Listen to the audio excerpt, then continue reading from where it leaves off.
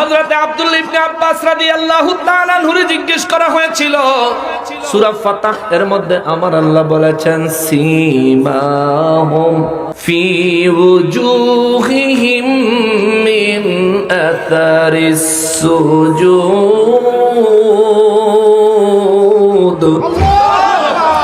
আল্লাহ বলেছেন নবী নবী মুমিনদের চেহারার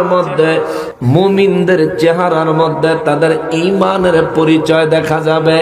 সীমাহুম ফি ওয়ুজুহিহিম মিন আসারিস সুজুদ, সিজদার চিহ্ন তাদের চেহারার মধ্যে দেখা যাবে। অর্থাৎ কারা সিজদাকারী তাদের চেহারা দেখলে বোঝা যাবে। সীমাহুম ফি ওয়ুজুহিহিম, ওয়ুজুহুন মানে পুরা চেহারা না ইমাম সাহেব ভাই, ওয়ুজুহুন মানে পুরা চেহারা, শুধু কপাল না। আল্লাহ রাব্বুল ইজ্জাত বলেন তাদের পুরো চেহারায় সিজদার চিহ্ন দেখা যাবে। অর্থাৎ যারা ঈমানের সহিত আল্লাহকে সিজদা দেয় তাদের চেহারা হবে নূরানি। জোরে কন্যা সুবহানাল্লাহ।